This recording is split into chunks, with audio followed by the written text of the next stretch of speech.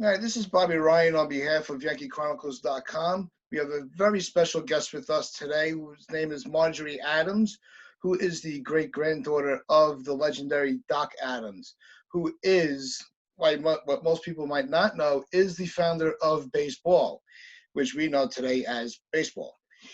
It used to be two words, now it's one. So we are going to take a little trip down memory lane and learn a little bit more about Doc Adams. Marjorie, thank you for joining us so much today. Oh, thank you, Robert. Thank you for having me. Yeah. Now, my first question is, how did you learn about your lineage to Doc Adams and his founding of baseball? Well, I knew a lot of it growing up because my parents knew about it, but it wasn't the main topic of conversation. So most of what I've learned about Doc, I've learned over the last 10 years of this journey of trying to get Doc into the Hall of Fame. But I knew about him growing up. I knew he was the president of the Knickerbocker Baseball Club. I knew he had invented the shortstop position, and I knew that he made all the balls for his club. And that was pretty much it. Now, my parents knew more because it was all written down, Mm-hmm. but I've learned a lot more since. That's fascinating. Now, he also it was part of how it was designed for the spaces between the base. Yes, up until 1857, it was 42 paces between the bases, Okay. which is imprecise because different people have a different stride. So 42 paces is a variable, and it was 25 paces from the pitcher's mound to home. And in That's interesting. 1857 was the first convention of all the New York and Brooklyn clubs got together to standardize the rules of the game. And Doc, as the senior president of the senior club, it fell to him to write the rules of baseball. And so he recalculated that distance to 90 feet, That's which is amazing. pretty genius if you think about it. Yeah, and how it those measurements and the how it stood time where it's never changed. Nope. And the other part where you mentioned how he created the shortstop position, how that has become a premier position in baseball. Yeah. Absolutely. And it's just amazing how it really just came about with just one person having the vision Yes. to create the greatest game ever played. Well, that position, he created it in 1849. And the first year it shows up in the club records is in 1850. Okay. Doc made all the balls for the club, and they weren't very heavy. In fact, they were quite light and spongy. So you could bat them quite a distance, you just couldn't throw them very far.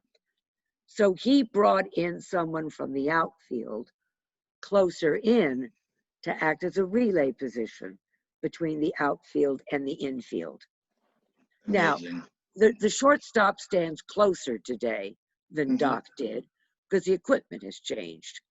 But so back then, when Doc created this position, and it was his favorite, by the way, I know that from my grandfather, um, it was a relay position between the outfield and the infield and stood Amazing. further back.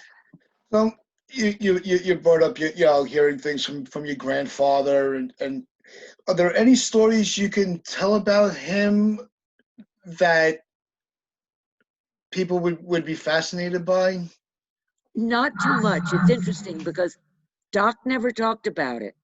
I have nothing in Doc's handwriting or a letter or a diary or nothing where he mentions baseball. But back in 1961, about 6 months before my grandfather died, the family did a recording of him talking about Doc. And it doesn't reveal really anything new, except he talks about his father's love of the game.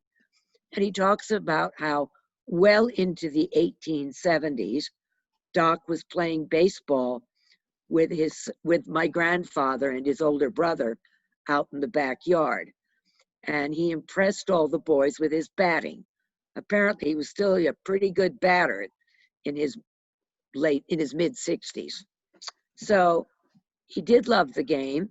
My grandfather talks about Doc making the baseballs for his friends, and how he would soak the baseball in a bucket of water, which would shrink the leather and make the ball a little harder. Interesting. But beyond that, the only other story is that in the early days of the Knickerbocker Baseball Club, there was no one else to play against, really. So they only had each other, and it was hard to get people to show up for a match, a practice. And it was left to Doc as president of the club to convince people to show up. And he would do that at all the club dinners.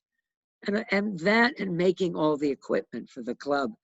A lot of people credit Doc, and I think rightfully so, for keeping the game going in the mid 1840s into the early 1850s, because the lack of interest that the club members showed to the game, the game could have died. It could have just sort of drifted. The other interesting thing is, I have a letter from March of 1845. The Knickerbockers formally organized in September of that year, and Doc joined about a month later. But in March of 1845, I have a letter written to Doc by his father. And his father is saying, "Oh, I'm so glad you've decided not to move to Springfield." Now, I don't have the letters leading up to it, but obviously Doc had been offered some sort of position in Springfield, Massachusetts. So imagine how baseball might have developed or not developed if Doc had accepted this position and moved to Springfield, because it really was his love of the game that kept it going in those early years. That's just fascinating. It's a lost passion, in youth today, with baseball. Yes. I think kids of this generation are missing out on how much of a team sport it is and how much fun it could be. You don't always have to keep score. It's just about being outside and having a camaraderie with with your friends and your neighbors and even strangers. Well, I got to tell you, when I go to the grocery store in the spring, if there's a table set up with little kids raising money for their little league, I'll buy whatever chocolate bar, popcorn, what raffle ticket, whatever it is they're selling. I'll buy it to help support the little league team. Yeah. And I'll talk to them about baseball, and I love it. Now, one last question that I have. Why do you feel it's taking so long for Doc Adams to earn his rightful place as a founder through the Hall of Fame? Good question. People didn't know about him. People just, I think people are more interested in what goes on today. I mean, yes, there is a group of us that love the history of the game. But I think the emphasis, and to some extent, rightfully so, the emphasis is on the contemporary aspects of the game. So it was a matter of educating people that baseball did not begin with Honus Wagner, or Al Spalding. There was a lot of baseball going on before that. And so it's been a matter of educating people about Doc. Yeah, I think that, baseball offers as much history as the nation itself. Absolutely. And the history of it really needs to be taught to the younger fans. Yeah, I agree. Just anybody in general. It's the history. As a Yankee fan, we pride ourselves on history. From the Knickerbockers being renamed as the Yankees in 1903. No, by then the Knickerbockers had disappeared. They Well, gave up their chart. Well, the Yankees came into existence in 1903, correct? Yes, but the Knickerbockers had pretty much disappeared by the 1880s. Oh, was it that far back? Yeah, okay. I think they gave their charter up.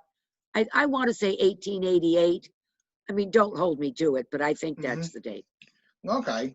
Oh, that's right. That was the Highlanders. Yes. Because they played at And the Highland Park. Robins. And the Robins. Well, the Robins became the Dodgers. Okay, sorry. Yes, the Yeah. Highlanders. Yeah. So there's so much history; it's hard to keep track of it all. Yeah. You know, so when you're looking at baseball as a whole, there's so much history, and teams move. We were discussing before, with what it would have, what a sight it would have been to see in the 40s and the 50s and even earlier than that with the Dodgers and the New York Giants and the Yankees. What a proud time to be a baseball fan in New York. Yes. Or anywhere else where you might have been a fan of one of those three teams. And I also think that if the Dodgers and the Giants did not move out to California, I believe we might not have had the growth of the game that we did. Oh, that's a good thought. You had these legendary players on these teams that were now spread out and able to showcase this game across the country. And I don't think people take that, they just left New York, it was a money grab, but it was also a key component to expanding the game to another generation. I think you're right. I hadn't thought of it that way before, but I think you're right. I think you're right, Robert. Yeah. Now, I want to give everybody a chance to get some information of how they can support and appreciate Doc Adams. Can you give us a little history of Doc, where they can reach out? Sure. And show support. Yeah, I know we have a wonderful website, docadamsbaseball.org. Very easy to find. We have a petition. It's easy to find on the top of the page. I want to impress people. It is absolutely safe, secure, and private. Nobody will contact them. We do not farm out the names or anything like that. Okay. It is absolutely secure. We paid extra to make sure we had that feature. Yeah. So anyone can sign our petition with complete confidence that it doesn't go any further. We're the only ones who keep the information. So it's docadamsbaseball.org. And he was a doctor. I want to point that out. He was a practicing physician in New York City. Wow. And then also, we were discussing earlier that in Old Bethpage, the first week of August, yes, there's an event for Doc Adams. Yes, it's a 2-day vintage baseball event sponsored by the New York Mutuals Vintage Baseball Club. And it's at Old Bethpage Village Restoration.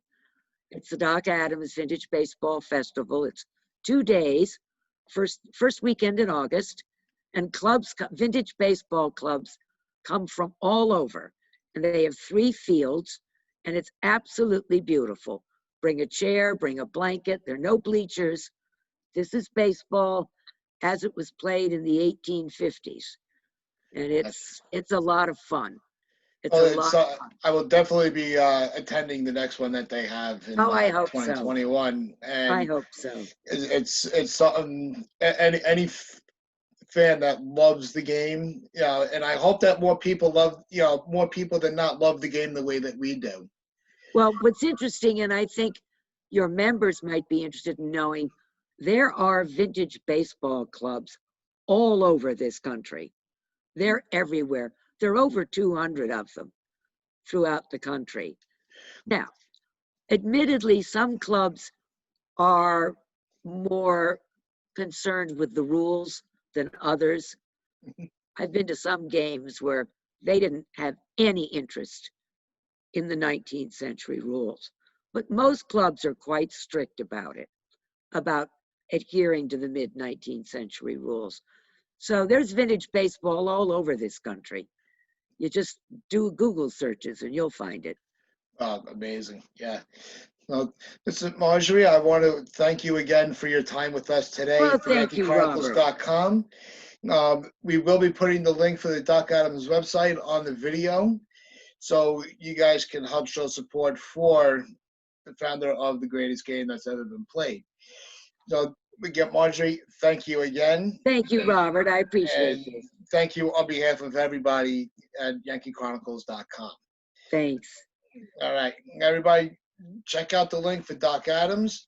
Let's show him our support and make sure that this part of history never gets lost.